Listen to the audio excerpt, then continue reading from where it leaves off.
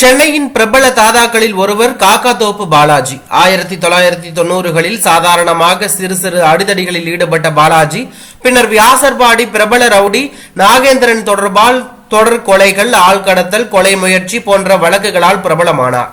Chennai central ரயில் நிலையத்தை அடுத்து உள்ள 7 கிணறு பகுதியில் உள்ள காக்காதோப்பு என்கின்ற பகுதியில் பிறந்து வளர்ந்ததால் சக ரவுடிகளால் காக்காதோப்பு பாலாஜி என அழைக்கப்பட்டு போலீஸ் ரெக்கார்டிலும் காக்காதோப்பு பாலாஜி ஆனார். ரவுடிகளுக்கு இடையே நடந்த கொலைகள், கூலிப்படைகளை ஏவி கொலை செய்தல் போன்ற காரியங்களால் சென்னையின் பல காவல் நிலையங்களில் காக்காதோப்பு பாலாஜி மீது பல வழக்குகள் உள்ளன. இவர் மீது மொத்தம் 50க்கும் மேற்பட்ட வழக்குகள் நிலுவையில் உள்ளது. 10 முறை குண்டர் தடுப்பு சட்டத்தில் அடைக்கப்பட்டுள்ளார். ஒரு கட்டத்தில் சிறையை வாழ்க்கையாகி போன பாலாஜி சிறைக்குள் இருந்தே ஸ்கெட்ச் போட்டு வெளியில் கொடுக்கப்பட்ட அசைன்மெண்ட்டுகளுக்கு ஏற்ப கூலிப்படைகளை ஏவி கொலை செய்து வந்ததும் தெரிய வந்தது. கடந்த 2 ஆண்டுகளுக்கு முன்பு சென்னை தேனாம்பேட்டை காவல் நிலையத்தில் அருகே ரவுடி சிடி மணிவுடன் காரில் வரும்போது அவர்களை கொல்லும் முயற்சி நடந்தது. கார் மீது நாட்டு வெடிகுண்டு வீசப்பட்டது.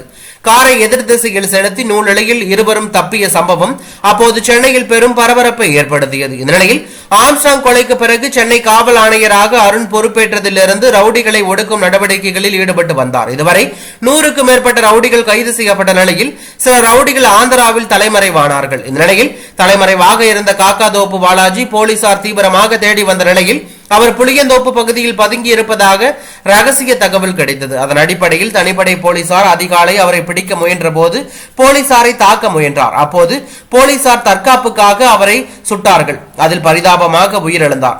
இதனையடுத்து அவரது உடல் பிரேத பரிசோதனைக்காக ஸ்டான்லி அரசு மருத்துவமனையில் அனுப்பி வைத்தார்கள். அந்த பகுதியில் தொடர்ந்து பதற்றம் நிலவி வருவதால் அந்த பகுதியில் போலீசார் குவிக்கப்பட்டுள்ளார்கள்.